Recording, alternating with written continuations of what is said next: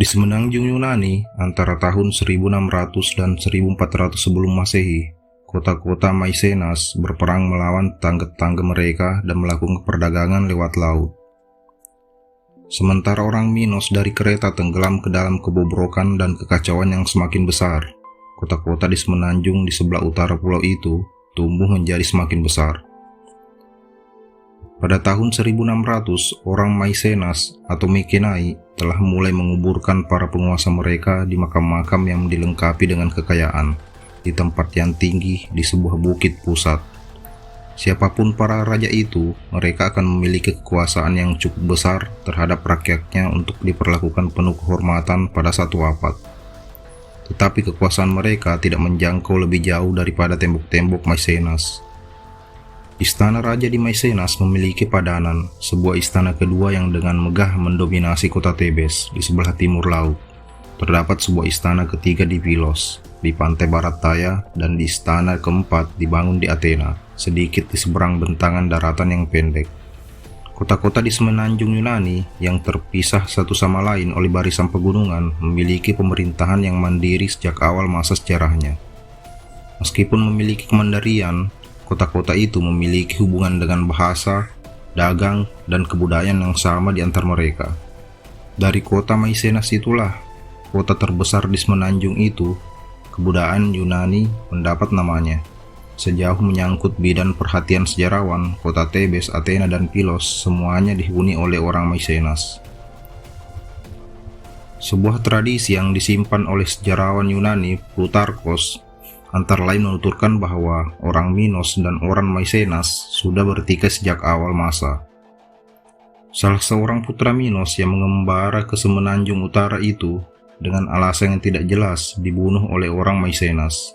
Sebagai pembalasan untuk darah anaknya, Minos memerintahkan agar kota-kota Mycenas menyediakan anak-anak lelaki dan perempuan hidup sebagai santapan banteng di bawah istana Knossos. Menurut Plutarkos, beban itu ditanggung oleh orang Athena di pantai Tenggara. Selama 2 tahun orang Athena mengirimkan anak-anak lelaki dan perempuan mereka kepada Minotaurus. Namun pada tahun ketiga, para orang tua di Athena menggerutu dengan kebencian semakin besar pada raja mereka Aegeus, yang tampaknya tidak berdaya menghadapi raja tiran Minos. Di depan kemarahan rakyatnya yang kian membesar, Pangeran Theseus, anak lelaki sulung Aegeus, melangkah maju. Ia mau bergabung dengan kapal upeti ketiga sebagai anak lelaki ketujuh dari mereka dan berusaha melawan Minotaurus.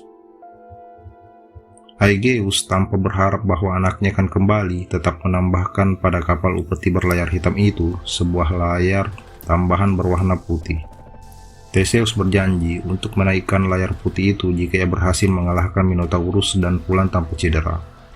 Jika ia gugur seperti anak laki-laki lainnya sebagai korban nafsu Minotaurus, nahkoda akan menurunkan layar hitam yang tergulung, agar ayahnya mengetahui kabar buruk itu sebelum kapal tiba di pelabuhan. Begitu sampai di Kreta, Theseus dan korban-korban lainnya dikirim ke labirin untuk diburu melalui lorong-lorong oleh Minotaurus, sampai mereka dimakan atau mati karena kehabisan napas, karena tidak dapat menemukan jalan keluar. Tetapi Theseus terlihat oleh mata anak perempuan Minos, Ariadne. Wanita ini memberinya secara diam-diam segulung tali. Ketika Theseus dibawa ke labirin itu, ia meletakkan gulungan itu di tanah di gerbang labirin dan mengikuti gulungan itu menggelinding pelan-pelan menuju pusat labirin yang ada di bawah.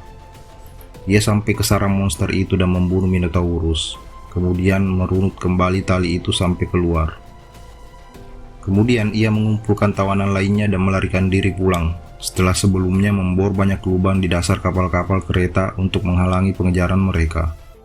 Tetapi karena tenggelam dalam kemenangan itu, Theseus lupa mengganti layar kapalnya. Ketika melihat pertanda buruk segitiga hitam di cakrawala, Aegeus terbang dari tebing di dekat Athena ke laut. Theseus tiba dengan kemenangan di kota yang penuh ratapan. Laut kehijauan yang tepat berada di luar kota kemudian dikenal sebagai Laut Aegea untuk mengenang ayahnya. Ada serpihan-serpihan sejarah yang berkilau dari paset-paset mitos ini. Keterampilan orang Maicenas di laut terpampang dalam diri Theseus yang meremukkan dasar kapal dan menahkodai kapal untuk pulang. Di dalam Iliades yang ditulis sekitar 8 abad sesudahnya, kota Maicenas diakui jasanya dengan mengirimkan 100 kapal ke armada gabungan Yunani. Suatu jumlah kapal yang sedemikian besar yang menjadikan Raja Maicenas salah seorang pemimpin terkuat pada ekspedisi melawan orang Troya. Tetapi pada zaman Homerus, Maicenas adalah sebuah kota yang terbengkalai, tanpa kuasa. Kumpulan kapal-kapal dalam Iliades melestarikan sebuah tradisi yang jauh lebih tua tentang kekuatan angkatan laut Maicenas. Kemungkinan besar kapal-kapal Maicenas dimuati barang-barang dagang, bukan upeti-upeti hidup. Tembikar Maicenas menyebar sampai sejauh Karhemis dan ke arah timur laut sejauh Masat. Di sebelah utara Hatusas, kapal-kapal Maicenas berlayar ke selatan sampai ke Mesir, di mana sebuah cangkir dari kapal Maicenas dikuburkan sesaman dengan seorang pejabat Tutmosis III. Tetapi perdagangan Maicenas terjadi terutama dengan orang Minos dari Kreta. Makam-makam kerajaan Maicenas, tempat-tempat penguburan yang dinamakan lingkungan makam raja, dipenuhi tembikar Minos, lukisan yang dibuat dengan gaya Minos, dan gambar-gambar orang Maicenas dengan busana Minos.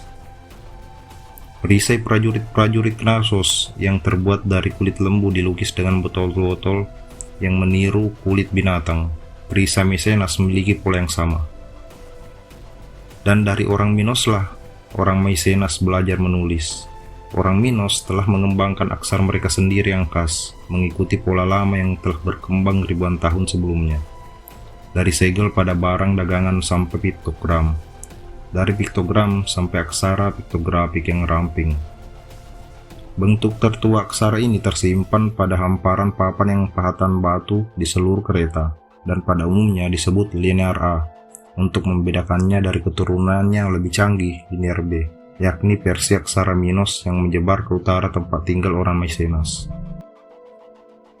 Meskipun memiliki suatu kebudayaan bersama, kedua bangsa itu saling berperang sejak zaman kuno.